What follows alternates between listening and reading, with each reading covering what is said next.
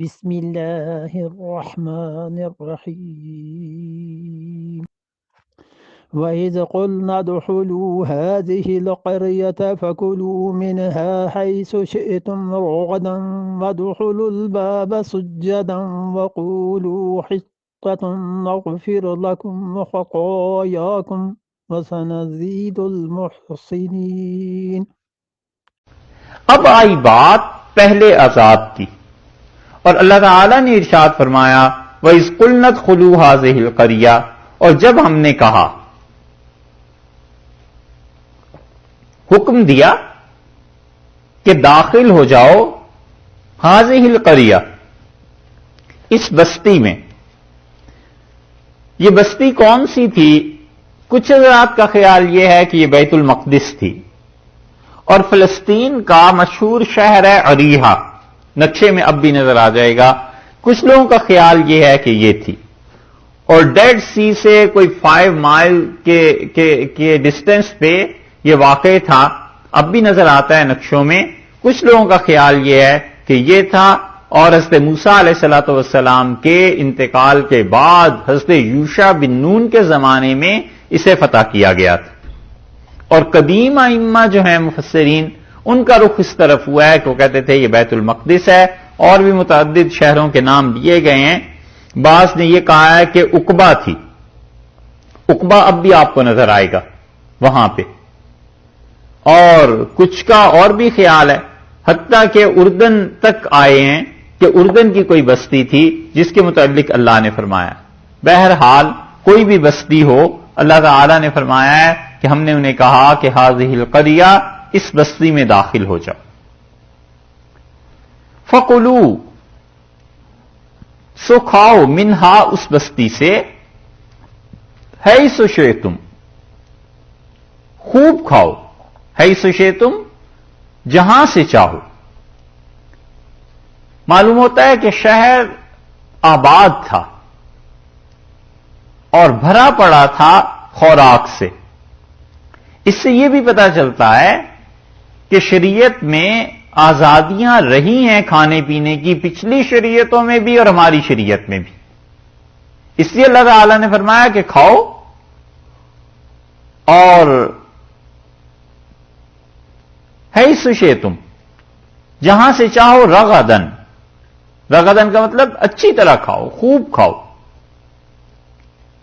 وادخلوا الباب، اور دروازے میں داخل ہونا، سجدن، سجدہ کرتے ہوئے۔ یہ جو ارشاد فرمایا ہے کہ سجدہ کرتے ہوئے داخل ہونا، اس پہ مفسرین نے بہت بحث کی ہے، اور امام رازی رحمت اللہ علیہ نے اس پہ یہ بات لکھی ہے کہ وہ کہتے ہیں کہ سجدہ کرتے ہوئے داخل ہونے کا مطلب یہ ہے کہ سجدہ کر کے پھر داخل ہونا، کیونکہ عین سجدے کی حالت میں تو آدمی داخل ہو ہی نہیں سکتا۔ کچھ حضرات نے اس پر پھر بحث یہ بھی کی ہے کہ شہر کا دروازہ آخر کس طرح مراد لیا جائے۔ تو نصفی رحمت اللہ علیہ وغیرہ کا خیال یہ ہے کہ تم کھاؤ پیو خوشی سے، اور شہر میں داخل ہو تو سجدہ کرنا، یعنی شہر میں جو معبد ہے، جو عبادت گاہ ہے، وہاں جا کر سجدہ کرنا، اور سجدے سے مراد اللہ کا شکر ادا کرنا کہ تم کھاؤ پیو اس شہر میں، داخل ہو جاؤ، اور جا کر جو عبادت گاہ شہر کی بنی ہوئی ہے وہاں جا کے شکرانے کے طور پہ نفل پڑھو، اللہ کا شکر ادا کرو کہ اللہ نے اتنا بڑا احسان تم پر کیا۔ یہ ہے جس طرف امام نصفی رحمت اللہ علیہ بھی گئے ہیں، اور ہمارے اساتذہ بھی یہ کہتے تھے کہ یہاں پر سجدے سے مراد نماز نہیں، بلکہ جو عبادت گاہ ہے وہاں جا کر اللہ کا شکر ادا کرنا ہے۔ وقولوا، اور یہ کہو، حطۃ، حطہ کا لفظ کہو۔ ایک تو ترجمہ یہ کیا گیا ہے جو آپ سے عرض کر رہے ہیں، اور مفسرین اصل میں یہ کہتے ہیں وقولوا حطۃ کا مطلب یہ ہے کہ کہتے جانا کہ توبہ ہے۔ اور امام رازی رحمت اللہ علیہ نے حسب معمول یہاں پر جو بات کی ہے وہ بڑی وزنی ہے۔ رازی رحمت اللہ علیہ کہتے ہیں کہ حطہ کا لفظ جو ہے نا یہ مراد نہیں، مراد یہ ہے کہ توبہ کے کلمات کہنا، اللہ سے معافی مانگتے رہنا.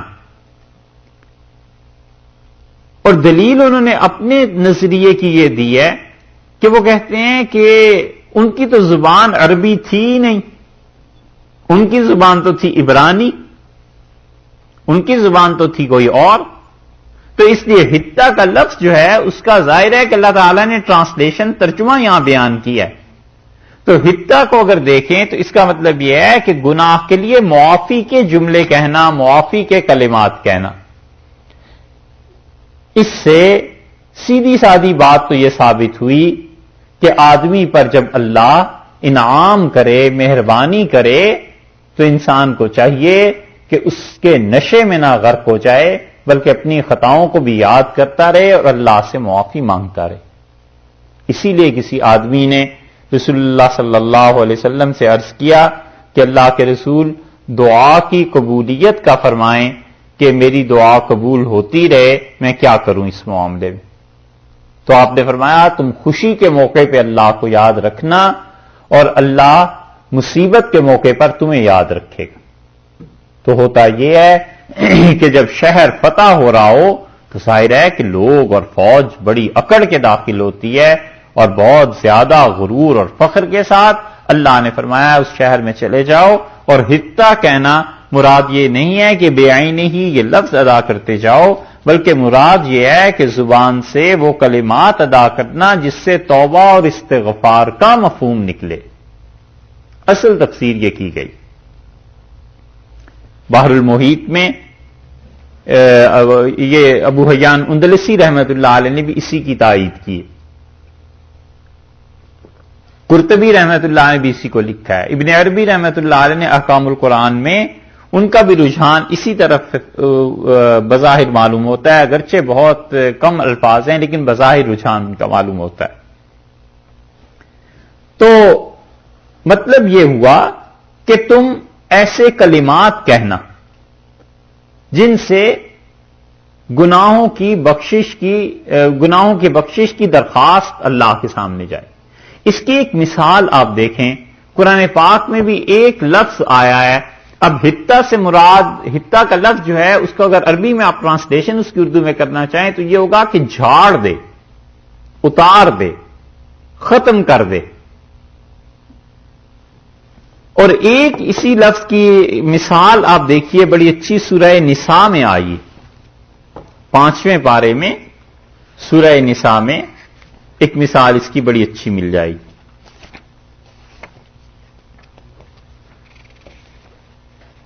5واں پارہ ہے اور 4تھی سورت ہے النساء، اور آیت نمبر 81. یہاں اچھی مثال اس کی مل جائے گی، کیونکہ ذہن میں سوال یہ پیدا ہوتا ہے کہ ایک لفظ سے کیا ہوتا ہے. صرف ایک لفظ ملی جی، بلکہ آیت نمبر 80 سے دیکھیے. من یطع الرسول فقد اطاع اللہ، اور جس نے اطاعت کی رسول اللہ صلی اللہ علیہ وسلم کی، فقد اطاع اللہ، اس نے یقیناً اطاعت کی اللہ تعالی کی. ومن تولا، اور جس نے منہ پھیر لیا، فما ارسلناک علیہم حفیظا، اور ہم نے آپ کو کوئی ان پہ نگران تھوڑا ہی بنا کے بھیجا. ویقولون، اور یہ کہتے ہیں طاعتن، طاعتن، طاعت ہے، مانتے ہیں. بس ایک ہی لفظ ہے نا، یہ اسی طرح جیسے انہیں کہا گیا حتتن، تو مراد یہ نہیں تھی کہ بے عینی یہی لفظ کہتے رہو، بلکہ مراد یہ تھی کہ ایسے جملے ادا کرو جن جملوں سے پتہ چلے کہ تم معافی مانگ رہے ہو. وَيَقُولُونَ طَاعَةٌ، اور منافق لوگ یہ کہتے ہیں کہ طاعتن، ہم نے اطاعت کی. حالانکہ منافقوں کی باتیں پوری لمبی چوڑی تھیں.